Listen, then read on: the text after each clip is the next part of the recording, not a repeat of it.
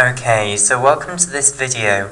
In this video, what we're going to talk about is the Wnt beta-catenin pathway, okay, which is the intracellular signaling pathway downstream of the ligand Wnt stimulating a cell.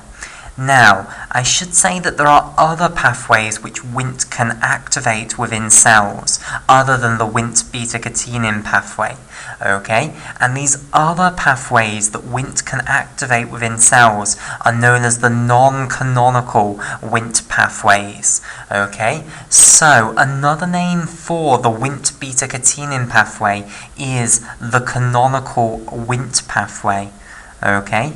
So we are going to study this specific canonical Wnt pathway which the Wnt ligands are capable of activating within cells. We are not going to study in this video the non-canonical Wnt pathways, which are the other pathways which can be activated by Wnt ligands. Okay, right. So we are going to study the Wnt beta-catenin pathway, which is also called the canonical Wnt pathway. Right, so the structure then for this video, we are going to start off by discussing the different types of Wnt ligands that you have within mammals, of which humans are an example. Okay.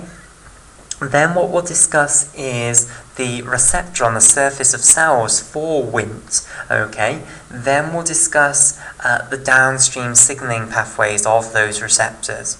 Okay, specifically this downstream signaling pathway, the Wnt beta-catenin pathway. Okay, right, so let's start off with the different types of Wnt ligands. Okay, so in mammals, you have 19 different genes for this protein Wnt. Okay, so Wnt molecules are fundamentally proteins. So I'll have my Wnt represented by a box here, okay, and I'll colour it in blue. Okay, so it's a protein molecule, and in mammals you have actually 19 different genes which code for proteins which would all be called Wnt proteins. Okay, but these are not all identical proteins. They will have different sequences of amino acids. However, they are all capable of binding to the same receptor and triggering the same downstream pathways within cells, basically. Okay, so let's now talk about the names of the different 19 genes for Wnt proteins. Okay, so Wnt is not a single protein, it's a whole family of proteins, so we can call this the Wnt family of proteins. Right, so let's now talk about the 19 different genes for Wnt proteins then. Okay, so they are all given the name Wnt, but then with a different number following them. Okay, so there is Wnt number 1, firstly, then there are two Wnt number 2s. There is Wnt 2 itself, and then there is also Wnt 2b. Okay, and this is, by the way, in mammals, okay, of which, of course, humans are an example of a mammal. Okay, right. Onwards, there are two Wnt 3s as well. There is Wnt 3, and then there is Wnt 3a. Okay, so that takes us up to 5 so far. So we've got another 14 to go. There is then Wnt 4. Okay, so the naming is okay. Ideally, it would have just been Wnt 1, Wnt 2, Wnt 3, Wnt 4, Wnt 5, all the way up to Wnt 19. It's not quite that perfect, but at least they're not all named after the scientists which discovered them. Okay, right, that would have been a nightmare. Okay, so then there is Wnt 5a and Wnt 5b. Okay, so there are two Wnt 5s. Then on to the Wnt 6, there is just one Wnt 6. Okay, so I'll try and group it up into groups of 5 so that it's easy to count them. So here's a group of 5, so we need one more down here for the next group of 5. Okay, so there are two Wnt 7s. There is a Wnt 7a, and then there is a Wnt 7b, and I'll put Wnt 7b up here. Okay, so there's another group of 5 there. Okay, so we're at 11 now. Okay, then we're on to the Wnt 8s. There are two Wnt 8s. There is Wnt 8a and there is Wnt 8b. Okay, Then on to the Wnt9s. There are two Wnt9s as well. There's Wnt9a and Wnt9b. Okay, and there's another nice group of 5. So we're up to 15 of the 19 different genes for Wnt proteins now. And then to finish it off, we just need 4 more. So there are 2 Wnt10s. There is Wnt10a, and then there is Wnt10b. Okay, and then finally there is 1 Wnt11, and then unfortunately we then jump a little bit. We don't have a Wnt12, no Wnt13, no Wnt14, no Wnt15, but then we do have Wnt16. Okay, right, and that takes us up to, in total, 19 different genes for Wnt proteins. Okay, so I'll stress again that all of these genes will have different sequences of organic bases and therefore will code for proteins which will have different sequences of amino acids. However, they are all similar enough to be able to bind to the same receptors and activate the same signaling pathways within cells, basically. So, what are all of these molecules going to induce a cell to do? What's the response that cells perform when they are stimulated by these Wnt ligands? Well, basically what these Wnt ligands are going to do is they're going to generally promote growth of cells. Okay, so generally they promote the cell growing. Okay, so let me show this. So here is our cell here. So generally what they do is they make the cell actually grow, get bigger. Now why do cells want to get bigger? Well, usually it's because the cell is then going to split into 2. Okay, so usually what ends up happening is the cell will get to a certain size and then it will start splitting into 2. So usually what Wnt ligands induce in the cell is overall proliferation, okay, which will then cause growth of the tissue. Okay, right, so we now want to look at the Wnt beta-catenin pathway and how through the Wnt beta-catenin pathway these Wnt ligands are going to induce a cell to firstly grow and then proliferate, okay? And indeed the Wnt ligands are going to move a cell from the phase where it's just sitting quiescently, okay, minding its own business, to the phase where it's going to start actively getting ready for division into 2 cells. Okay, it's going to move it from the so-called G0 phase to the G1 phase. Okay, where it's preparing to divide into 2 separate cells. Okay, right. So we've now discussed the 19 different Wnt ligands. Okay, what we want to discuss now is the receptors for Wnt molecules. Okay, now Wnt is actually going to bind to 2 separate proteins. Okay. The main one, is called the frizzled receptor, but then you're also going to have a co-receptor. Okay, so there's 2 proteins in the cell membrane that are going to be needed to activate the Wnt beta-catenin pathway. So we'll start off with the main receptor. Now the main receptor for Wnt are what are known as frizzled receptors. Now there is not just one frizzled receptor, there are actually 10 known types of frizzled receptors within humans. Okay, right, so let's now turn our attention to discussing these frizzled receptors. Okay, so frizzled receptors are all Gprotein coupled receptors. Okay, so they are within the great family, and this is a symbol from maths, meaning contained within the family of Gprotein coupled receptors, or GPCRs. Okay, so I will just write this out in 4 at least once. So the G is, well, the G and the P are for Gprotein. Then the C is for coupled. Okay, and it should be Gprotein coupled, so there should be dash there, a dash there. And then the R is for receptors. Okay, right. So, firstly, let's just discuss the structure that is common to all Gprotein coupled receptors, and then we'll discuss the frizzled receptors in particular. Okay, so let's have a look at the structure that all G-protein coupled receptors share. Then we'll discuss the 5 different families of G-protein coupled receptors, and we'll see which family the frizzled receptors fit into. Okay, right, so G-protein coupled receptors then. They are a massive, massive great family of proteins. In humans, there are over 800 known G-protein coupled receptors. Okay, they are the targets for a huge number of the drugs that are used clinically, so they're incredibly important in clinical pharmacology. Okay, right. Now, the thing that all G-protein coupled receptors have in common is that they are a single polypeptide, and they have a conserved structure that is always present, which is that they have 7 membrane-spanning alpha helices. Okay, so I'll draw this like so.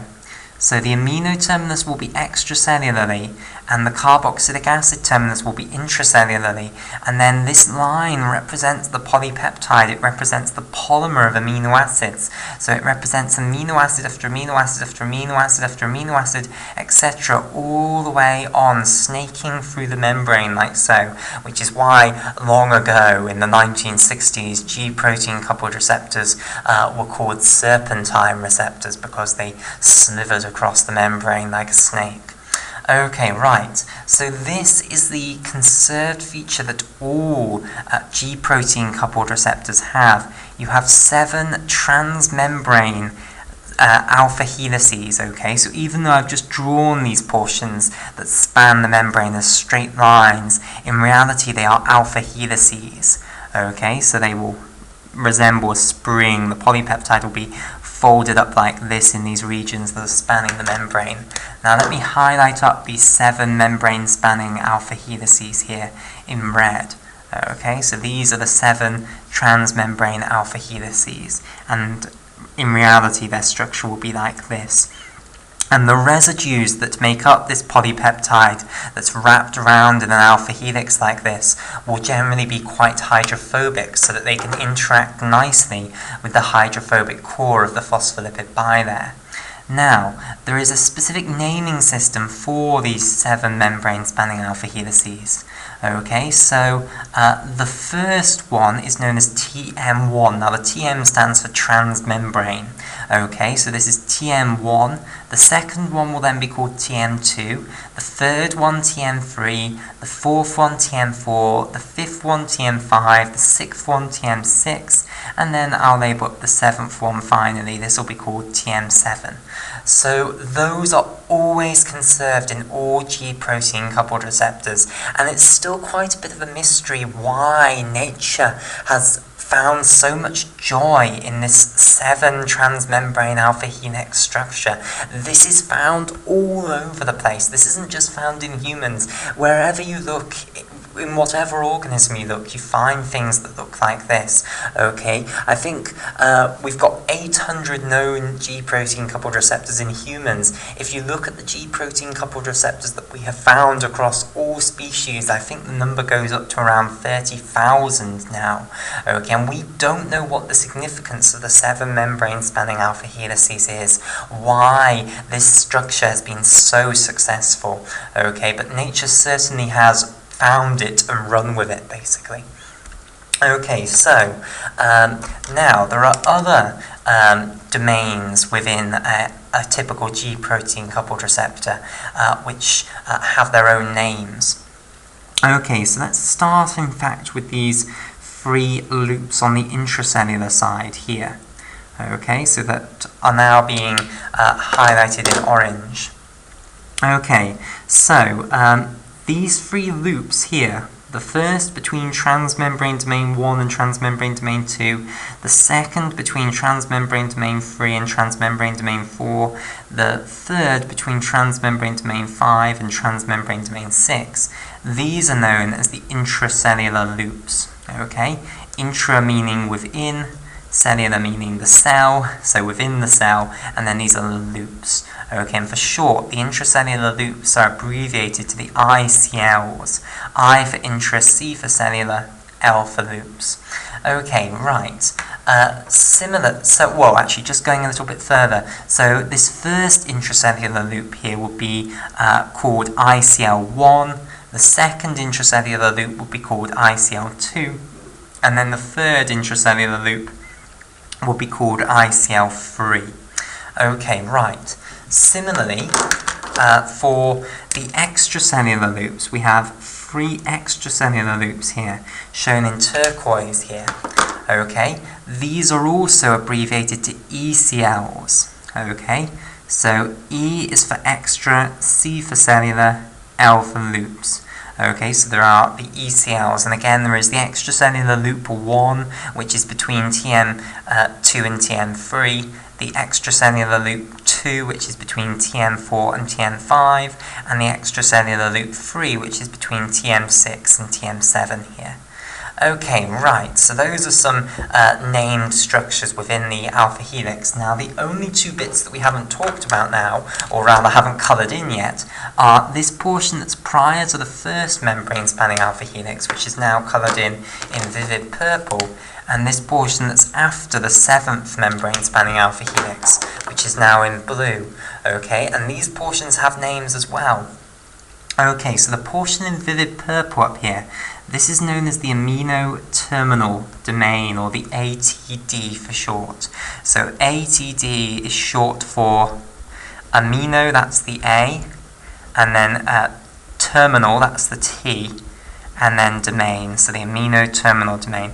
Now, some people even call this the A-TED, so you might occasionally see this referred to as the A-TED. Now, what does that stand for? Well, the A once again stands for amino, then the T for terminal, but what does the ED stand for this time? Well, the ED stands for ecto domain.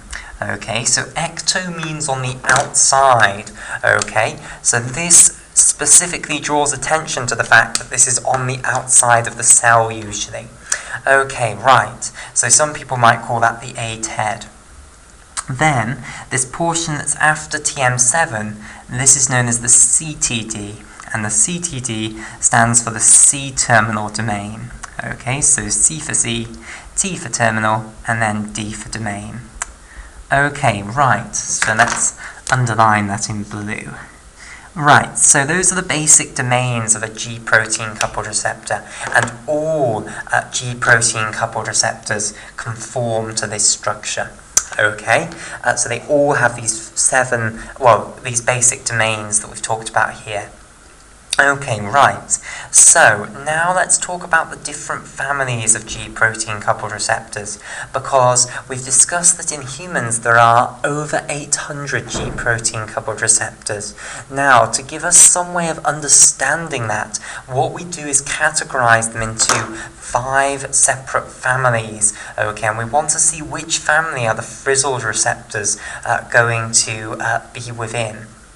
Okay, right, so let's work our way through the families of the G-protein coupled receptors, and I want to discuss the other 4 families as well to give you a broad picture of this, so that you understand truly where the frizzled receptors fit into this family of G-protein coupled receptors. Okay, right, so family number 1 of the G-protein coupled receptors is known as the rhodopsin family of G-protein coupled receptors. Now, the rhodopsin family of G-protein coupled receptors is the main family of G-protein coupled receptors. This is the one which has by far the most members, okay?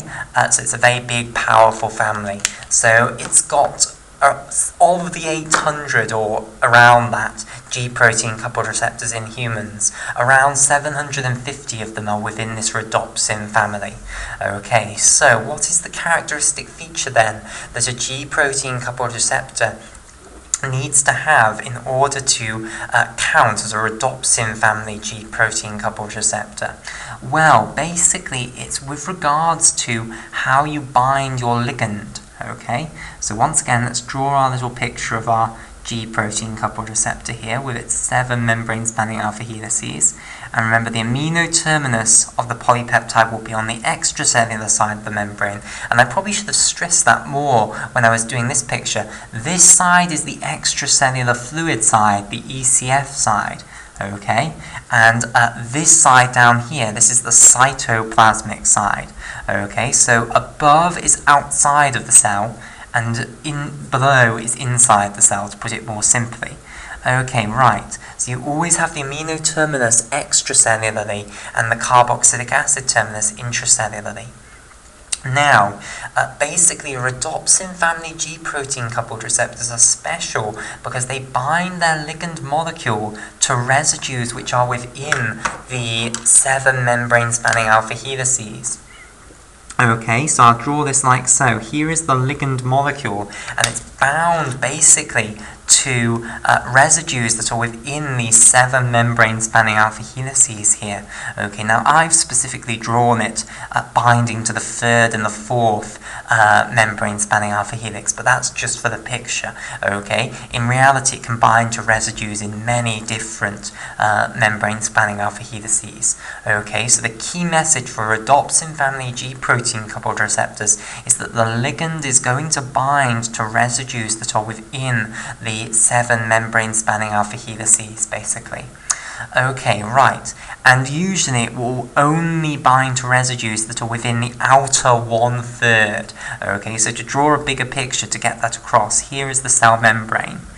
Okay, now we'll have our G protein coupled receptor shown here again. The ligand is coming in from the extracellular side. It will generally only be able to bind to residues that are within the outer 1/3. Okay, so it won't make its way right down here. Okay, it will only be able to bind to this outer 1/3. That's not really shown in this first picture, okay, because there wasn't enough space. Okay, but there it's shown better in this second picture here. Okay, right. So most G protein coupled receptors are in this first family of G protein coupled receptors. Okay, so the famous members are, for instance, the rhodopsin receptor, okay, which is a receptor that you find within rod cells of the retina, okay, and it's a receptor actually for light. Okay, so rhodopsin is a G protein coupled receptor within the rhodopsin family, and it's a very heavily studied G protein coupled receptor, a very famous G protein coupled receptor, and hence it's the one that the entire family has been named after. Okay, but there's other really famous G protein coupled receptors within this family. So all of the adrenoreceptors, okay, they are all within this family. All of the muscarinic acetylcholine receptors, they are all within this family. All of the serotonin receptors, except of course the 5-HT3 receptors, which are ligand-gated ion channels, but all of the other serotonin receptors or 5-HT receptors, they are within this family. Okay, and you can take the list on. The opioid receptors are all within this family. It goes on and on. Okay, so many of the well-known G protein coupled receptors will be within this rhodopsin family of G protein coupled receptors.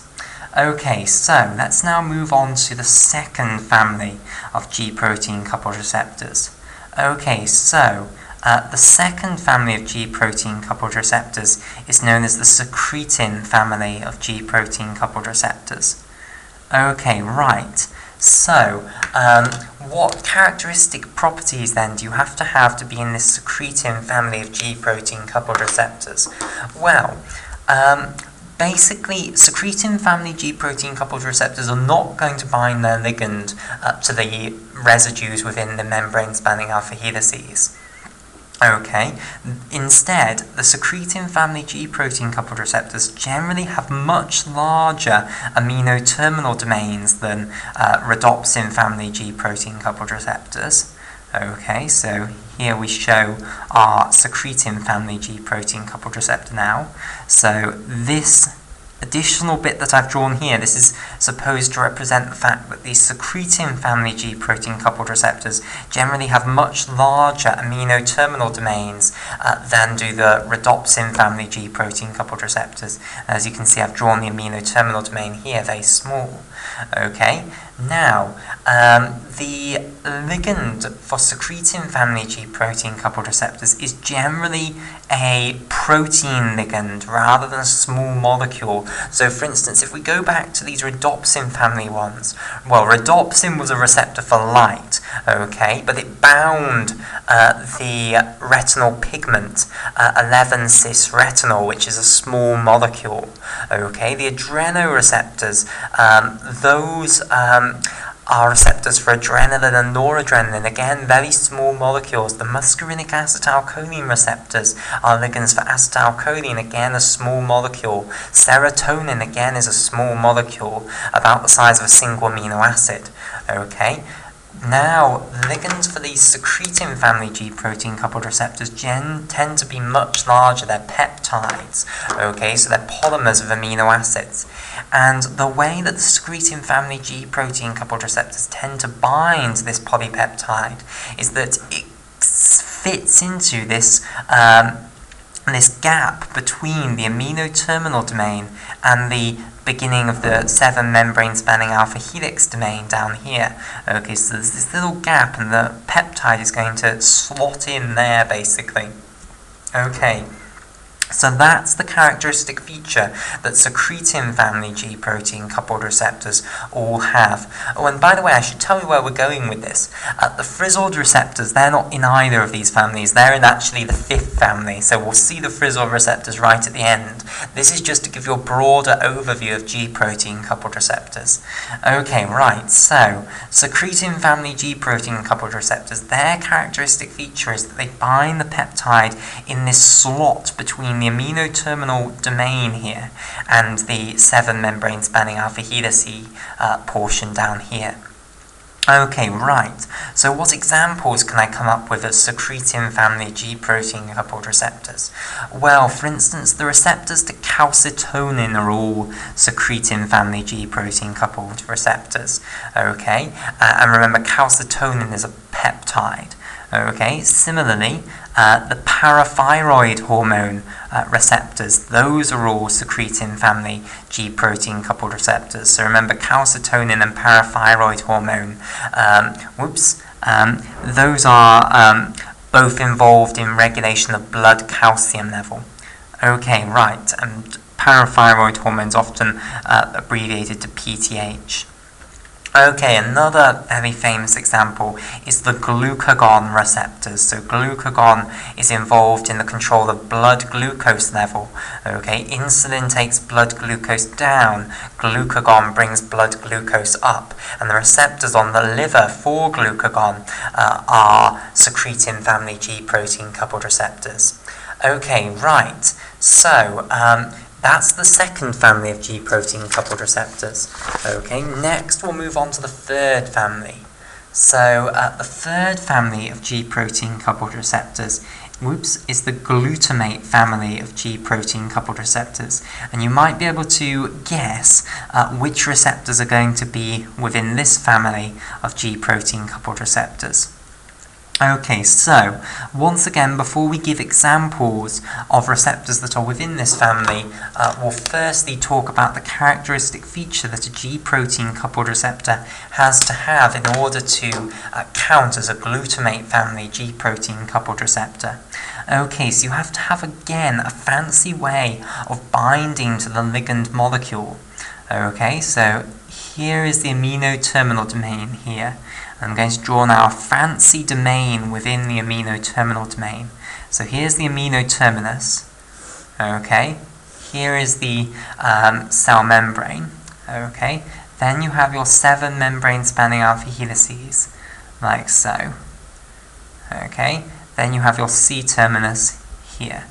Okay, now this special domain that we have here, which I'll highlight in blue, okay, this is known as a venous flytrap domain, and all glutamate family G protein coupled receptors have one of these venous flytrap domains.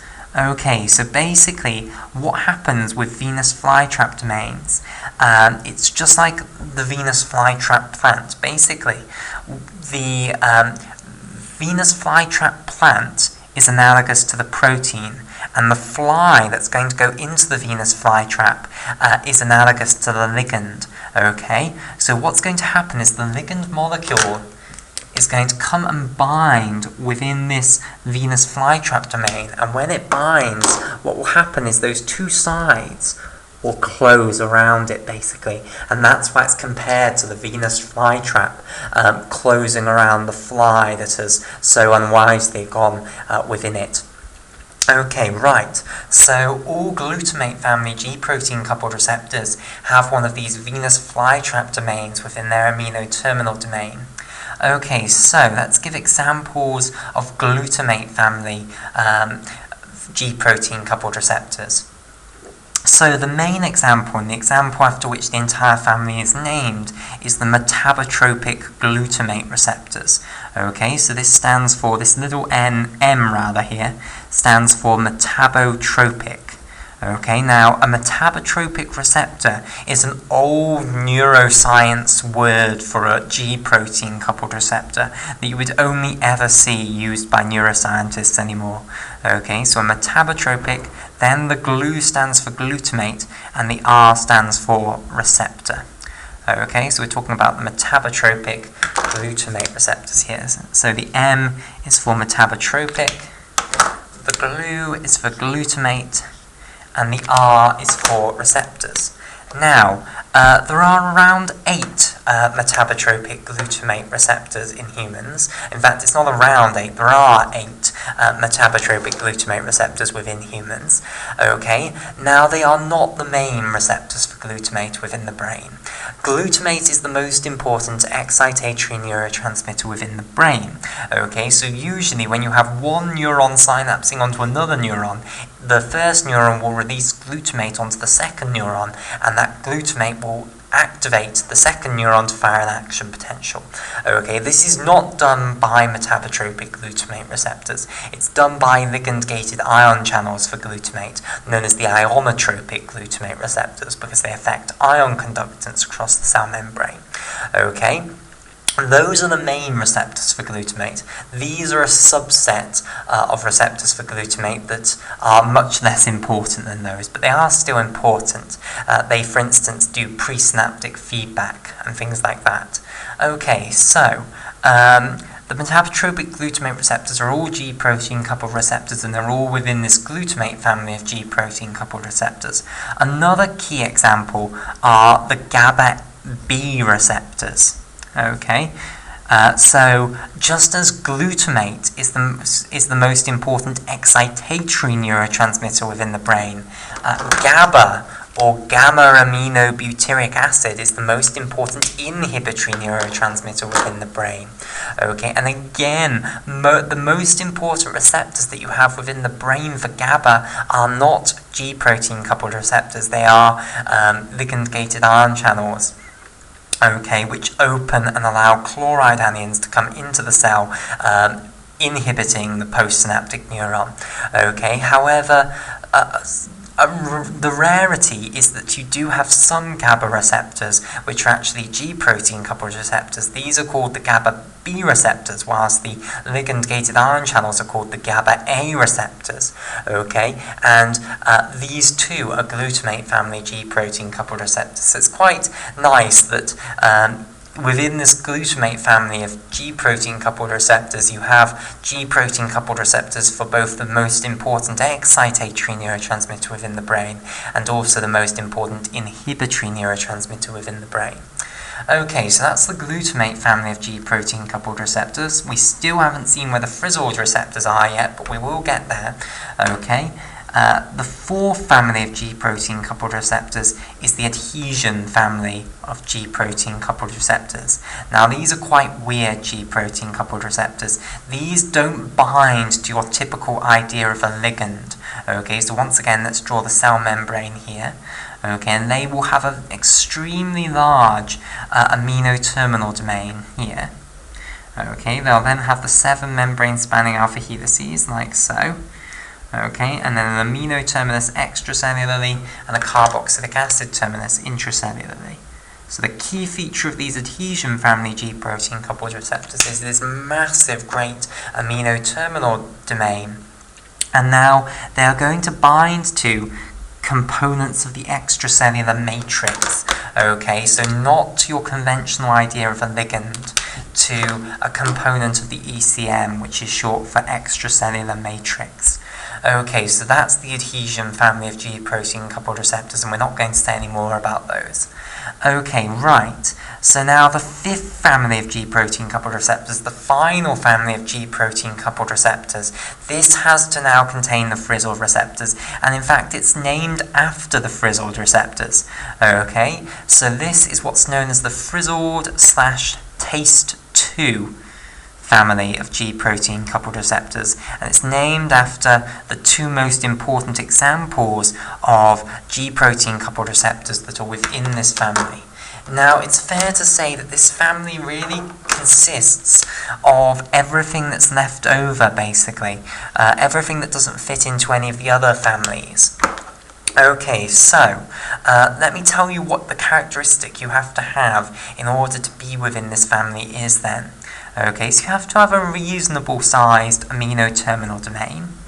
Okay, then here are the 7 membrane spanning alpha helices sat within the cell membrane like so. Here's the carboxylic acid terminus, here's the amino terminus.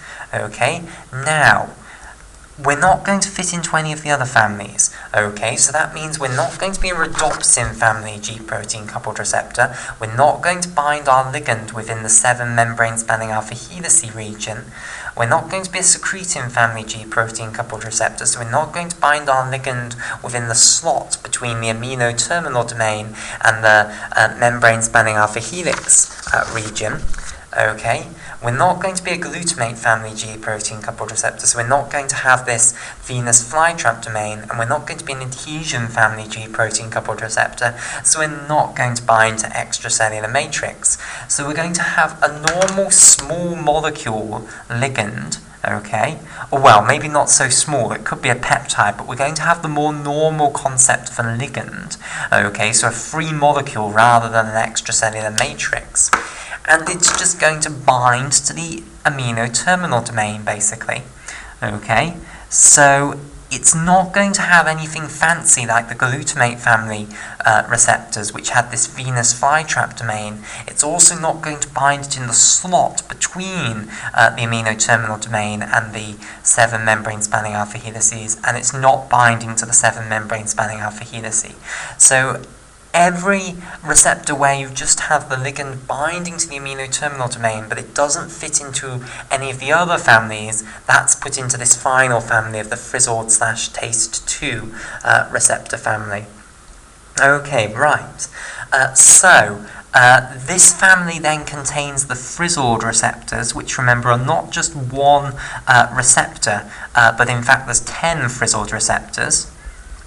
Okay, and they're going to be involved in binding the ligand Wnt, okay, and they are often abbreviated to the FZ receptors for frizzled, or some people even abbreviate this to FZD, okay, so it's common to see frizzled receptors either abbreviated to FZ or FZD. It's your choice which one you want to use. I will probably switch between using both of them. So there are 10 frizzled receptors, which are nicely called frizzled 1, frizzled 2, frizzled 3, all the way up to frizzled 10. So that's a nice, easy naming system to remember. Okay, right. Just to finish this story off then, the other receptor that is within this frizzled taste 2 family, which is of note, is the taste 2 receptor. Okay, and this is involved in responding to bitter tasting molecules within the gustatory system. Okay, right. So we've now got these 10 frizzled receptors, which we understand are G protein coupled receptors, which are going to bind to Wnt as their ligand, and they're going to bind to this Wnt molecule with their amino terminal domain, basically, or rather, the Wnt molecule is going to bind to residues within the amino terminal domain of the frizzled receptor. Okay, right. Now let's talk about the other receptor that's going to be important in binding the Wnt molecules, because it's not just frizzled receptors that bind the Wnt molecules. There is another receptor which is involved in binding to the Wnt molecules. Okay, and there are 2 of them that can perform this same role. Okay, so these 2 receptors that can both function as the co-receptor. You only need one of them, okay? But there are two that can do it, okay? There is LRP5, and then there is also LRP6. So people will often say we're looking at LRP5/6. Now this is not some chimera of two proteins. This just means we're either talking about LRP5 or we're talking about LRP6. So what does LRP5 or LRP6 stand for? Okay, because they both have very similar structures. Okay, so the LRP in their names always stands for low density lipoprotein, or LDL, receptor related protein. Okay, so the L is for LDL, low density lipoprotein. The R is for receptor related. Okay, and then the P is for protein. So LRP5/6 stands for either LDL receptor related protein 5 or the LDL receptor related protein 6. Okay, so I should probably just write out that LDL stands for the low density lipoprotein. Okay, so these LRP5 and LRP6 receptors, they have a very similar structure to the structure of the receptor for LDL, which is why it's given this name of LDL receptor-related protein. Okay, so the R is for receptor-related, and then we've got protein, which is the P in the name. Okay, so let's then have a look at the structure of an LRP5 or an LRP6 protein. Okay, so once again, they are a single polypeptide. So they also span the membrane. So we'll have our membrane here. And this is something I probably should have made sure everyone was clear with right at the start. But when I draw a membrane like this, I'm showing the inner leaflet of phospholipids and the outer leaflet of phospholipids, so the two layers of phospholipids that make up the cell membrane. Okay, right. So the amino terminus of our LRP5 or our LRP6 protein is going to be extracellularly. Okay, then once again I'm going to use this line to represent a polypeptide, a polymer of amino acids. And now you're going to have 4 very important domains extracellularly, which I'd like to draw your attention to. Okay, so I'm going to draw these 4 special domains. Hopefully they'll fit in as hexagons. Okay, so they might have to get a little bit smaller as we go towards. Good, that's excellent. So we've got these 4 important domains which are being shown as hexagons. Then you've got a membrane spanning alpha helix down here, a single one this time, not 7, just 1. Okay, and then a cytoplasmic tail with the carboxylic acid terminus here. Okay, so what are these 4 things that I am now colouring in blue, which I've drawn as hexagons? What are these representing? Well, these are representing special domains within the polypeptide known as beta propellers. Okay, so each of these is called a beta propeller domain. Okay, and basically it's a domain that resembles a propeller, a 6-bladed propeller. Okay, so that's why I've drawn it as a hexagon. Basically, it has 6 blades, effectively. It has, so let me divide it up into 6. You'll have these 6 separate blades, which are each made up of little beta sheets, basically. So you'll have a little beta sheet making up one of these blades, then you'll go into the next blade, make up that one, the next one. Okay, and therefore it resembles a propeller, basically. So that's why it's called a beta propeller domain. It's called beta because the blades of the propeller are going to be made up by beta sheets, okay, and then it's called a propeller because it resembles a propeller. Okay, so we've got these 4 special domains which are called beta propeller domains on the outside. Now, the first one here is called the first propeller, P1, the second one is called P2, the third one is called P3, and the fourth one is called P4. Okay, so that's the structure of LRP5 or LRP6. They both look like this, basically. Of course, they will have slightly different sequences of amino acids, but they both overall have this domain structure where you have these 4 beta propellers extracellularly, then your membrane spanning alpha helix, and then a cytoplasmic tail ending with the carboxylic acid terminus intracellularly. Okay, right. Now, both a frizzled receptor, one of the 10, and one of these 2 LRP receptors, and you can choose which one. Generally, it's LRP6. LRP6 is more important than LRP5, but LRP5 can also do the job. How do we know that LRP6 is more important? Well, basically, if you knock it out, then you don't get if you do a genetic knockout, the thing doesn't develop, basically. Whereas if you do a genetic knockout for LRP5, the organism copes, basically, and does develop. So LRP6, therefore, is more important. So it's used more often than LRP5. But what you have to do is you have to take one frizzled receptor and one LRP receptor, put them together, and that's going to be the receptor for Wnt. However, they don't dimerize together until the Wnt has actually come. The Wnt is what's going to actually link them together. The Wnt will bind to the extracellular domain of the frizzled receptor. It will also bind to the extracellular domain of our LRP protein, and it will therefore dimerize the two together. Okay, right, and we'll continue this discussion in the next video.